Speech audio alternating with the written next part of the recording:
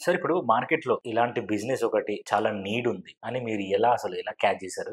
ఎలా స్టార్ట్ చేశారు ఇది? ఏంటంటే అండి, ఇప్పుడు నాకు వచ్చిన knowledge software related. Okay so, sir. దాని మీద నేను ప్రాజెక్ట్స్ తీసుకొని చేయగలనన్న నమ్మకం ఉంది. ఎందుకంటే నేను చేసిన జాబ్ అదే. దాంతో పాటు జాబ్ మార్కెట్ అనేది evergreen market job market. అంటే కంపెనీస్‌కి ఎంప్లాయీస్ కావాలి. నార్మల్ క్యాండిడేట్స్‌కి జాబ్స్ కావాలి. So, we will be a medium between them. And చాలా కంపెనీస్ ఏం చేస్తాయంటే ఇదివరకి ఏంటంటే అన్ని కంపెనీ ఇప్పుడు అబ్రాడ్‌లో ఏంటంటే అండి, ఆ కంపెనీ వర్క్ చేస్తుంటే ఆ ఎంప్లాయీ ఆ పేరోలో ఉండడు.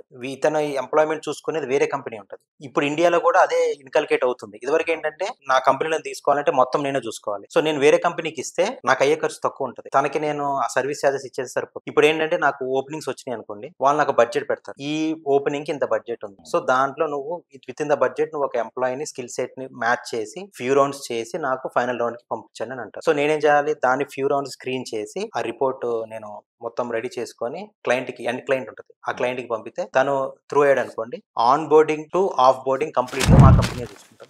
సో, అదేంటంటే అది ఎవర్ గ్రీన్. ఈ ఎంప్లాయీ ఎళ్తే రీప్లేస్ చేస్తుంటాం. కొత్తగా ప్రాజెక్ట్ వస్తే మళ్ళీ ఎంప్లాయీస్ కావాలి. సో, ఈ సాఫ్ట్‌వేర్ ఏంటంటే నాకు తెలిసిన వర్క్. దాంతో పాటు నేను రిక్రూట్‌మెంట్ చేసేటప్పుడు నేను ఫేస్ అయిన ఇష్యూస్ ఏంటి? ఎక్కడ నేను లాగ్ అవుతున్నా? నాకు ఫర్ ఎగ్జాంపుల్ నేను ఒక ఓపెనింగ్ మీద నేను వర్కౌట్ చేస్తున్నప్పుడు నెక్స్ట్ డే ఓపెనింగ్ ఓపెన్ ఉందా కాదా? అంటే ఓపెనింగ్ ఇంకా యాక్టివా?